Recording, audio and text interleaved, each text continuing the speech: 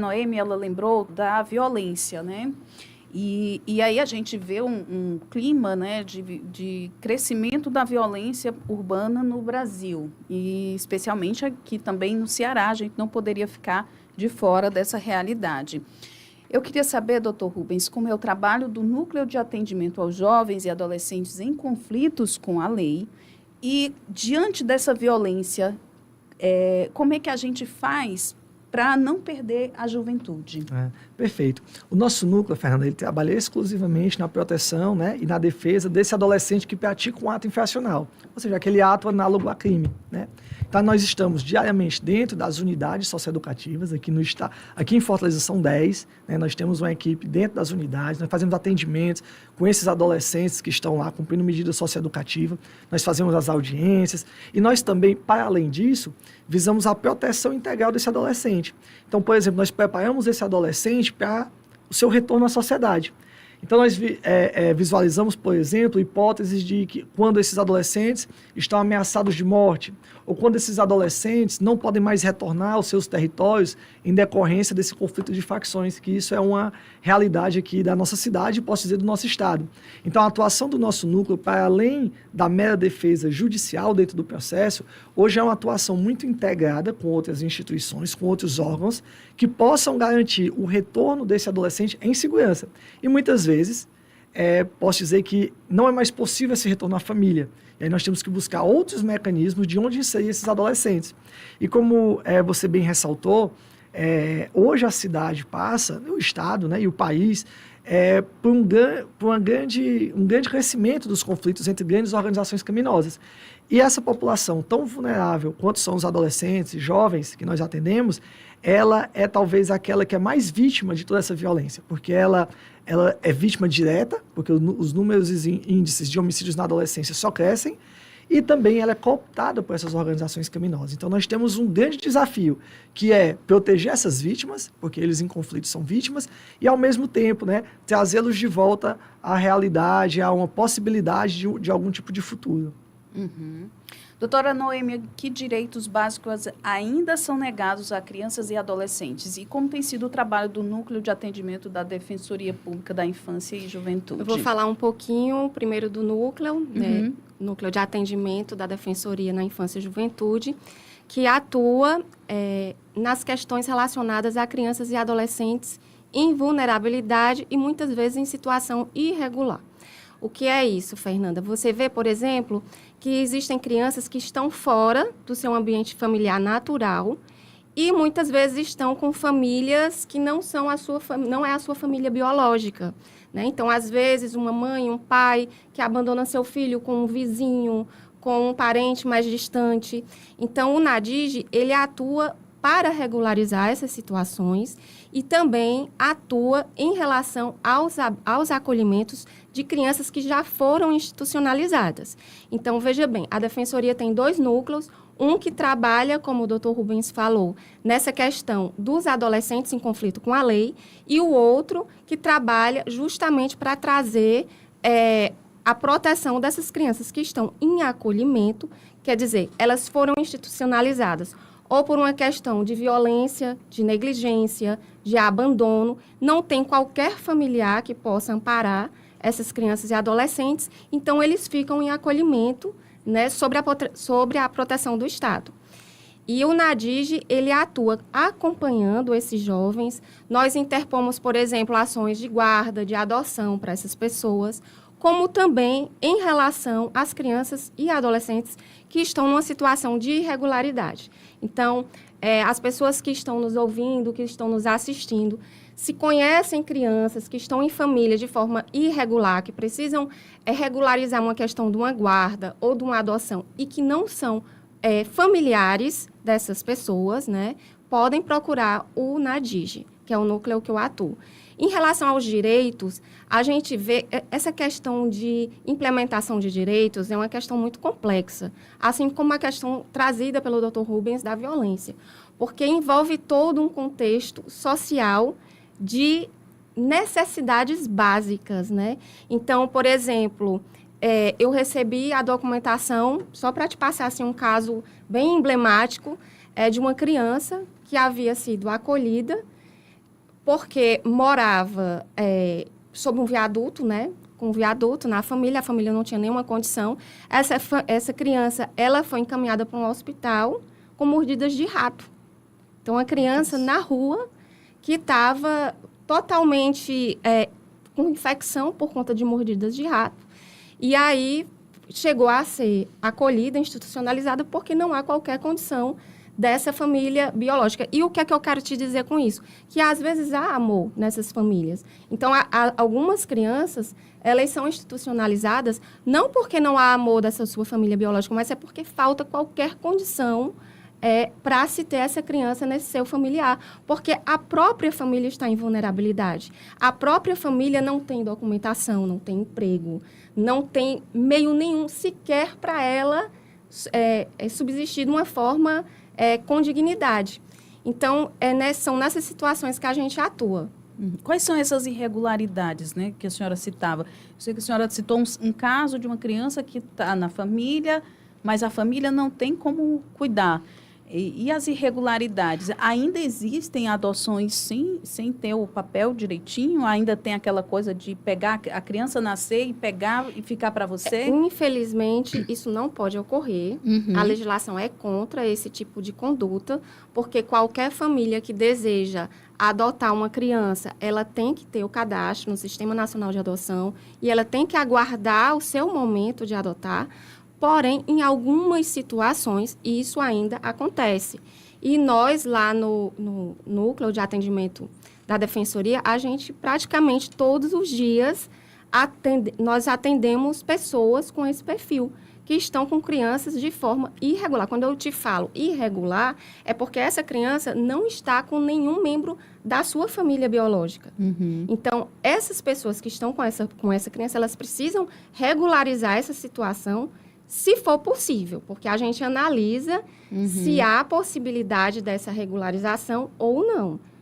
Então, a criança acaba ficando sem ter uma afetividade, porque, afinal de contas, ela foi abandonada pela família, muitas vezes, e ali, naquele núcleo, ela não pode nem se sentir da família, porque ainda não está regularizada, é como se fosse uma pessoa encostada, como se diz no interior. Na nossa experiência, essas crianças, muitas vezes, e na maioria das vezes, eu devo te dizer, elas têm afetividade com essa família, sim.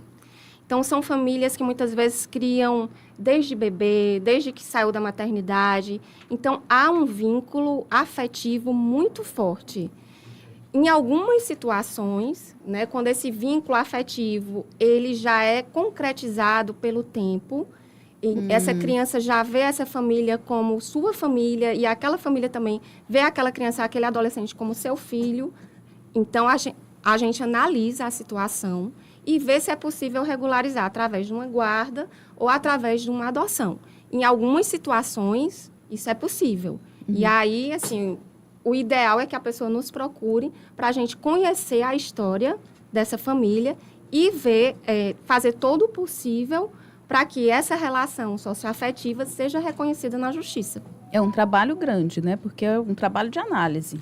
É um trabalho que começa com a nossa análise e também passa por toda uma análise judicial. Sim. E deve ter psicólogos também, né?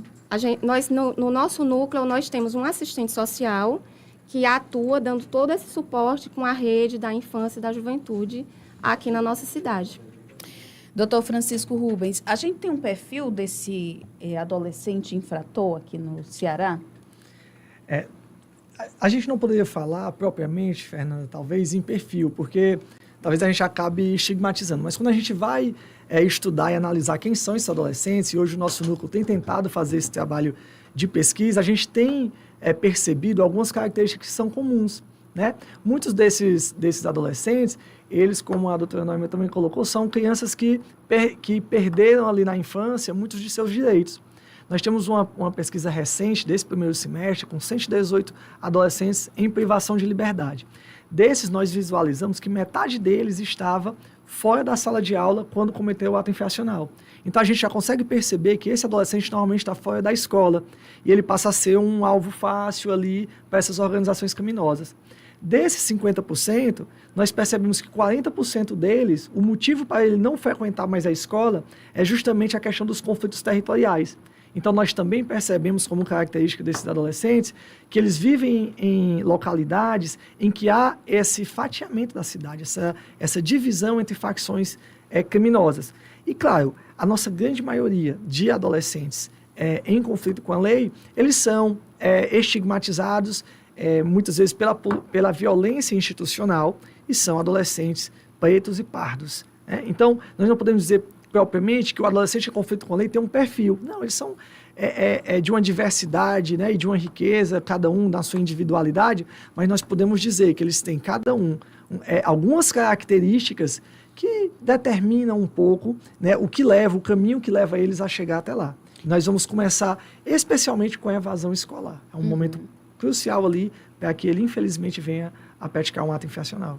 E também um ambiente, assim, de violência, né? Às vezes também tem uma violência dentro da própria família, né? Sim, sim. É muito comum, né, que as famílias que não têm toda uma estrutura, né, ou todo um suporte assistencial, que tenham mais dificuldade, né? Nós hoje temos famílias que, na sua grande maioria, e também nós estamos conseguindo cadastrar cada um desses adolescentes que nós acompanhamos, nós vemos que as famílias têm baixíssima renda, né? Muitos deles não têm outra receita a não ser beneficiário do Bolsa Família, o que requer e exige, né, nesse momento de reflexão, de 34 anos do ECA, né, que se haja muito mais investimento na primeira infância, né, no acompanhamento desses adolescentes. E nos chama muita atenção quando a gente vê índices tão alarmantes de violência em relação à adolescência e à juventude, propostas que venham a querer reduzir, por exemplo, a desvincular as receitas destinadas à educação, né? Propostas que vão na contramão dessa necessidade de maior intervenção e de maiores recursos para que aí sim possa o Estado dar meios, dar condições para que essas crianças e depois adolescentes superem a condição de miséria e de pobreza que é tão característica desse público, né? Falta um acompanhamento mais individualizado, né? E recentemente eu estava conversando com uma pessoa que mora no Canadá, e lá o acompanhamento familiar começa ali desde a gravidez da mulher. Então, a obrigação do pai acompanhar a gravidez, dele participar, é primeiro mundo, né? Uma outra história. O pai, a mulher tem um ano, o pai também tem um tempo maior de acompanhamento. O Estado, ele acompanha toda a estrutura familiar. E se nós temos famílias que não têm estrutura financeira, o Estado deveria acompanhar de perto para evitar, né? Porque antes a gente tinha a juventude participando de grupos de jovens, né? Grupos de teatro, grupos de dança, e hoje não, isso acabou. Fernanda, sua colocação é muito boa, porque se nós formos comparar, né, fazer a sua comparação com o Canadá, o Brasil é uma economia maior que a economia canadense, né? Nós temos riqueza, somos mais ricos, né, em produção, em PIB, do que o Canadá. E a grande questão que nós temos que trazer, né, você falou num Estado que acompanha. A gente não pode ter discursos de redução do Estado, discursos neoliberais que vão ganhando corpo, vão ganhando forma nesse país, um país que tem uma desigualdade muito maior que no Canadá. Então, nós temos que, de fato, sim, investir na primeira infância, nós temos que assegurar que a mãe tenha não 6 meses, mas, quem sabe, 1 ano com o seu filho, como é na Suécia, né? Que o pai possa participar de fato e que possa também ter tempo suficiente para acompanhar o seu filho na primeira infância, né? E ter condições do trabalhador para que ele possa, em casa, dar toda essa assistência que muitas vezes não é possível que seja dada. E uma coisa interessante nós percebermos é que na escola, né, poderia também ter muito desse acompanhamento. Hoje nós temos uma lei recente, salvo engano, de 2022, final de 2022, que assegura que toda escola deve ter assistência social e psicólogo, porque eles são responsáveis por verificar cada uma dessas circunstâncias pessoais de cada um desse adolescente. Normalmente a educação é muito massificada, né? Bancada e massificada. Aquele adolescente que não consegue acompanhar aquele mesmo nível de todo mundo, ele vai ficando para trás. Quando é da classe média, ele é acompanhado, ele tem toda uma assistência, ele é levado para psicólogos, tem toda uma rede de proteção. Mas esse adolescente da periferia, não. Então, esse adolescente acaba a não ter mais interesse na escola, ele não acompanha, e nós vamos ver nos nossos índices de acompanhamento dos adolescentes que também a escolaridade é baixíssima. Esses meninos têm a 6ª e 7ª série. É muito comum eu, em atendimento, perguntar... ele diz assim, qual série você abandonou os estudos? Falo, não, na 7ª série. E a minha pergunta pode parecer boba, mas não é. E você já sabe ler? Porque, infelizmente, é comum que eu encontre meninos da 6ª e da 7ª série, dentro das unidades de privação de liberdade, sem saber ler e escrever, né? Então, a escola é um local muito importante. Essa individualização de cada um desses indivíduos, né, de cada um desses sujeitos, é muito importante, através do psicólogo, do assistente social, dos educadores populares, alguém que vá até a casa deles e acompanhe, como é no Canadá, como é em outros países aí pelo mundo, Cuba e outros tantos. Doutora Noêmia, o Brasil registrou um estupro a cada 6 minutos em 2023. Mais de 60% das vítimas são meninas de até 13 anos. O número de vítimas quase dobrou entre 2011 e 2023. Esses são os dados do Anuário Brasileiro de Segurança Pública. Que cenário é esse? Esse cenário é terrível, né? E aí, o que é que a gente pode vislumbrar com isso? Primeiro, fruto de uma cultura patriarcal, em que as mulheres são colocadas como objeto, né, em relação aos homens. E essa cultura patriarcal traz toda uma consequência para toda a sociedade. Quem muitas vezes vai sentir isso de perto é justamente essas jovens, né? O estupro, ele ocorre, na maior parte das vezes, contra mulheres, contra meninas, apesar de acontecer também em relação aos meninos.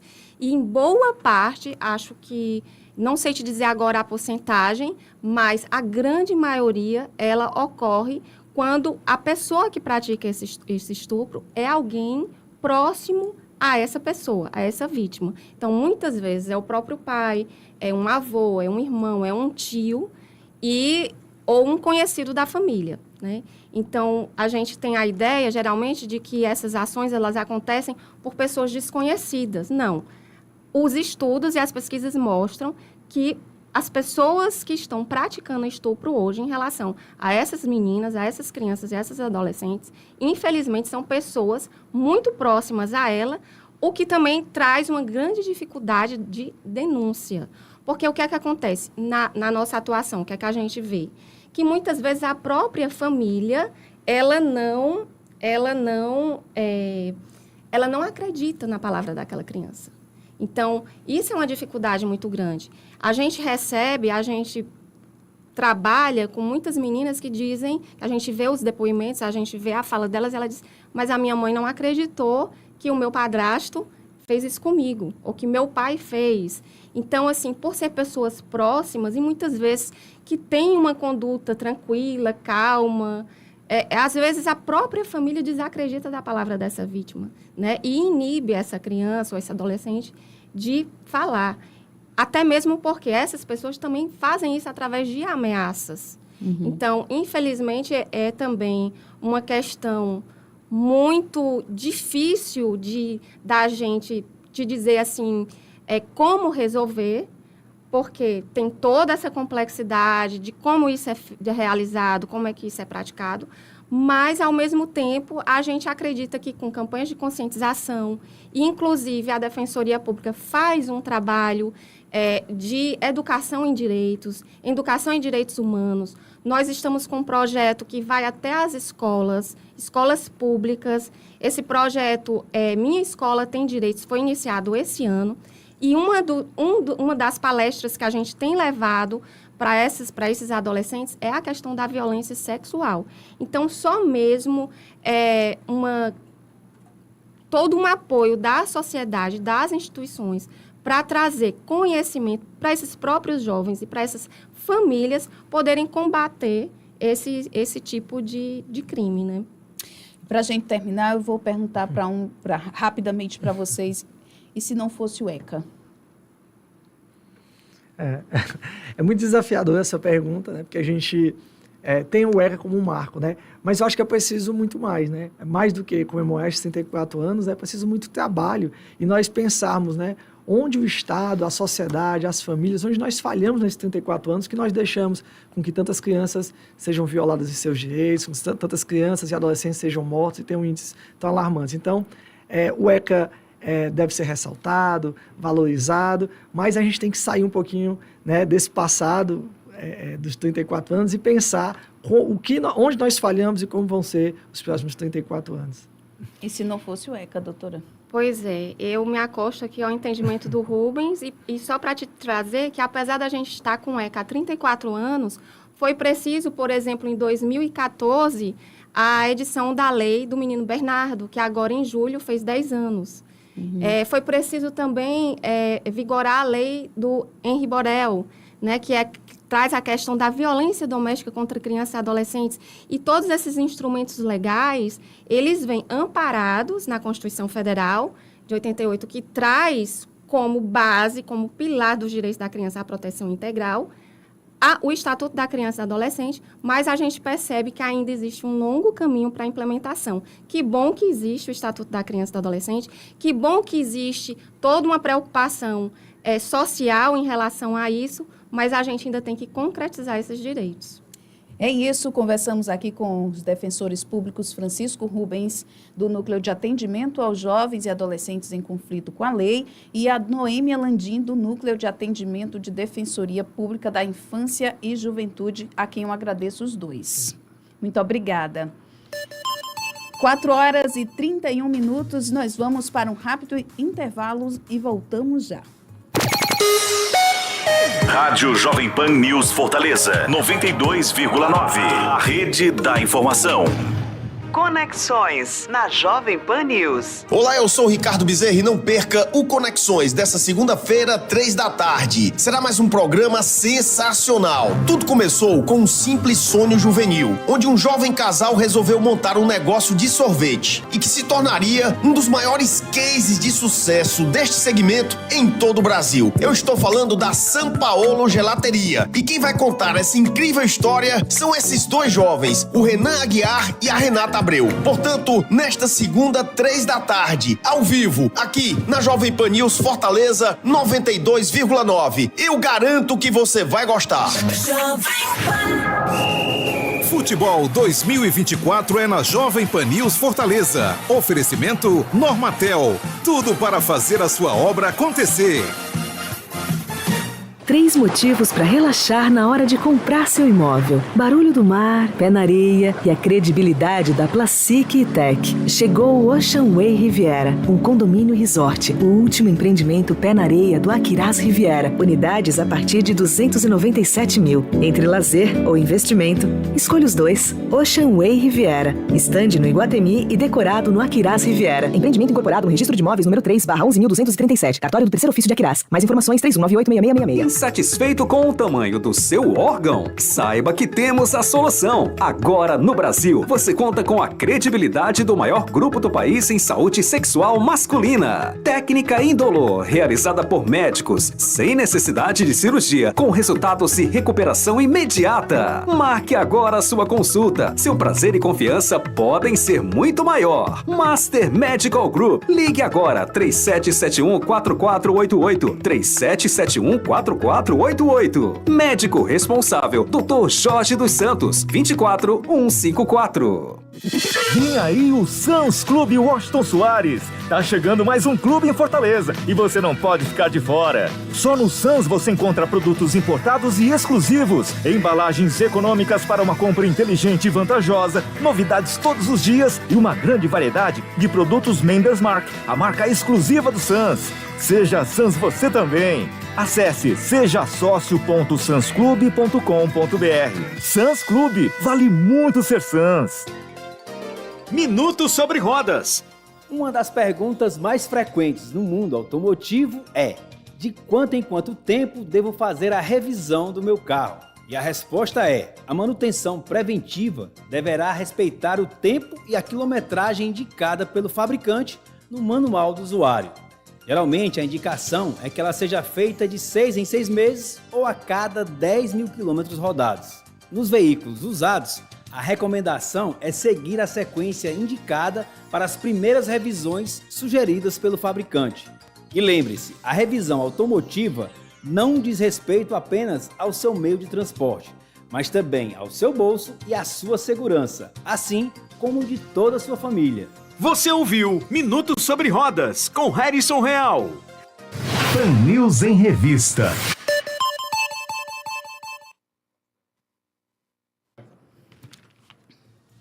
Quatro horas e 35 minutos.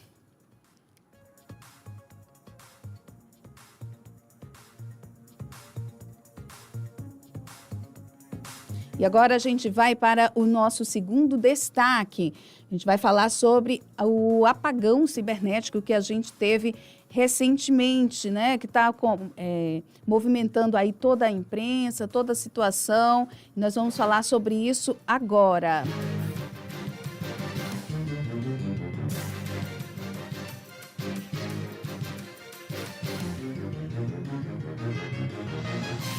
O apagão cibernético global causado nesta sexta-feira pela empresa de segurança cibernética CrowdStrike afetou algumas empresas brasileiras, em especial no setor aéreo, portuário e bancário. Há queixas de usuários de aplicativos de bancos fora do ar e de atrasos de voo, em geral por dificuldades no sistema de check-in.